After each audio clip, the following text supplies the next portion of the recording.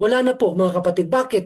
Pinili ng karamihan ang aliwan, kasiyahan, social media, handaan, at walang humpay na kasiyahan. Kaya ang panawagan ng Abba Yahweh na pagsisisi ay nalunod ng ingay sa kalayawan ng mundong ito, mga kapatid. Pagpapahalaga sa sarili kaysa pagpakumbaba.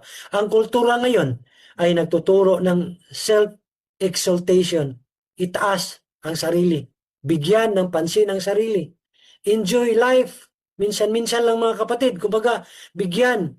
Kumbaga, happy-happy. Kasiyahan. You deserve it. Parang may nagbulong. Bagay sa iyo yan. Ikaw ang naghirap. You deserve it. Kaya, live your truth. Kaya namuhay sa kanyang sariling katotohanan, mga kapatid. Ngunit, ang mga ito'y lalong nagpapalayo sa righteousness ng Aba. Kapag ang tao ay namuhay ayon sa kanyang kalayawan, nawala na sa kanya ang diwa ng kabanalan.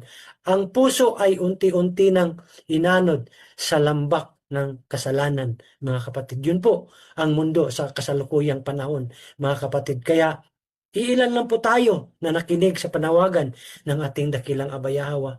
Mapalad po tayo, mga kapatid, dahil tayo ay nakinig sa kanyang panawagan, tayo ay tumalima sa kanyang mga kautusan, at tayo nag-renew sa ating tipan, sa ating dakilang Abba Yahweh. Panandali ang saya kapalit ng walang hanggang buhay.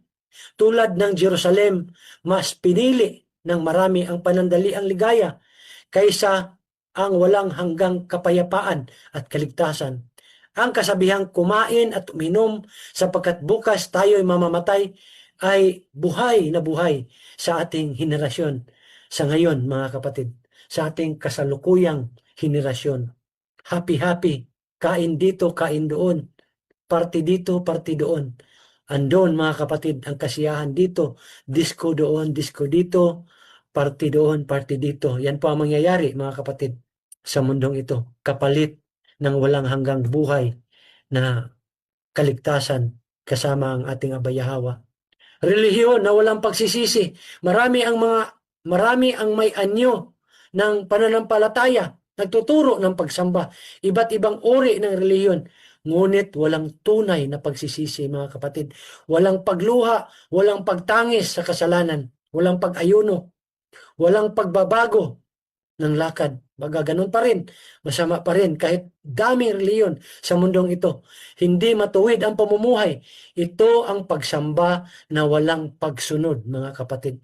At yan ang gustong-gusto ng ating mga ninuno noon. Pagsamba na walang pagsunod. Kagaya sa lahat ng relihiyon ngayon sa ating kapanahunan, mga kapatid. Ang ating mga ninuno noon, sila po'y sumasamba, pero ayaw po nila sa pagsamba na para po sa ating dakilang Abba Yahweh. Bakit? Gusto nila yung pagsamba na sila ang masusunod. Gusto nila, mga kapatid, yung pagsamba sa mga idolo dahil sila po ang nagdidikta at hindi po ang dakilang Abba Yahweh. Ayaw po nila ng pagsamba na naaayon sa kautusan ng dakilang Abba Yahweh. Gustong-gusto nila ang pagsamba na walang You pagsunod. said keep a holy rest my soul will seek. From sunset's glow to rising light, I stay